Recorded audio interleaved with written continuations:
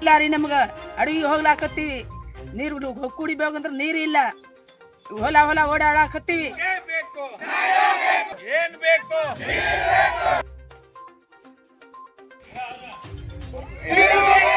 ಏನ್ ಬೇಕು ಏನ್ ಬೇಕು ಏನ್ ಬೇಕು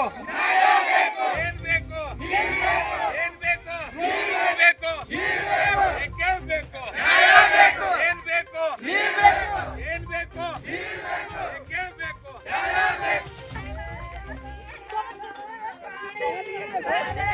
ಯಾದಗಿರಿ ಜಿಲ್ಲೆಯ ವಡಗೇರಿ ತಾಲೂಕಿನ ವ್ಯಾಪ್ತಿಗೆ ಬರ್ತಕ್ಕಂಥ ನಾಲಡಗಿ ತಾಂಡದಲ್ಲಿ ಸುಮಾರು 70ಕ್ಕೂ ಹೆಚ್ಚು ಮನೆಗಳವ 400ಕ್ಕೂ ಹೆಚ್ಚು ಜನಗಳಿದ್ದರೂ ಕೂಡ ಇದು 2 ವರ್ಷದಿಂದ ನಿರ್ಮಾಣ ಆಗಿರ್ತಕ್ಕಂಥ ಇದು ವಾಟರ್ ಟ್ಯಾಂಕ್ ಏನದ ಜೆಜಮ್ದು ಯಾರಿಗೂ ಇನ್ನು ಕನೆಕ್ಷನ್ ಆಗಲ್ಲ ನೀರು ಬರೋದಕ್ಕಂತ ಪರಿಸ್ಥಿತಿ ನಿರ್ಮಾಣ 2 ಮೋಟರ್ ಸುಟ್ಟವ ಆಮೇಲೆ ಇಲ್ಲಿಂದ ಸಿ ರೋಡು ಚರಂಡಿ ಮೂಲಭೂತ ಸೌಕರ್ಯನೇ ಇಲ್ಲಿ ಹಂಗಾಗಿ ತಕ್ಷಣ ಮಾಡ್ಬೇಕಂತಕ್ಕಂಥ ಉದ್ದೇಶದಿಂದ ಇವತ್ತು ಸಂಬಂಧಪಟ್ಟ ಅಧಿಕಾರಿಗಳಿಗೆ ಇವತ್ತು ಎಚ್ಚರಿಕೆ ನೀಡ್ತೀವಿ ಖಾಲಿ ಕೊಟ್ಟು ಹಿಡಿದು ವಿನೂತನ ಪ್ರತಿಭಟನೆ ಮಾಡಿವಿ 24 ಗಂಟೆ ಒಳಗೆ ಸಂಬಂಧಪಟ್ಟ ಅಧಿಕಾರಿಗಳು ಬಂದು ವಿದ್ಯುತ್ ಸಮಸ್ಯೆ ಆಗಿರ್ಬೋದು ಕುಡಿ ನೀರಿಂದ ಆಗಿರ್ಬೋದು ಚರಂಡಿದಾಗಿರ್ಬೋದು ಸ್ವಚ್ಛತೆ ಮಾಡಿ ಬ್ಲೀಚಿಂಗ್ ಪೌಡರ್ ಹೊಡೆದು ಯಾವುದೇ ರೋಗ ರುಜಿನ ಬರದಂಥ ಕ್ರಮ ಕೈಗೊಳ್ತಕ್ಕಂಥ ಕೆಲಸ ಜಿಲ್ಲಾ ಆಡಳಿತ ಜಿಲ್ಲಾ ಪಂಚಾಯತ್ ಸಿಒ ಜಿಲ್ಲಾಧಿಕಾರಿ ಮಾಡ್ಬೇಕು ಇಲ್ಲದಿದ್ದರೆ ಯಾದಗಿರಿ ಶಾಪುರ್ಲಿಂದ ಯಾದಗಿರಿಗೆ ಹೋಗ್ತಕ್ಕಂಥ ನೈಕಲ್ದಲ್ಲಿಂದ ಮುಖ್ಯ ರಕ್ಷೆ ಬಂದ್ ಮಾಡಿ ಕೇಸಿ ಪ್ರತಿಭಟನೆ ಮಾಡ್ಬೇಕಾಗ್ತಕ್ಕಂಥದ್ದು ಇದೇ ಸಂದರ್ಭದಲ್ಲಿ ಎಚ್ಚರಿಕೆ ನೀಡ್ತೀವಿ.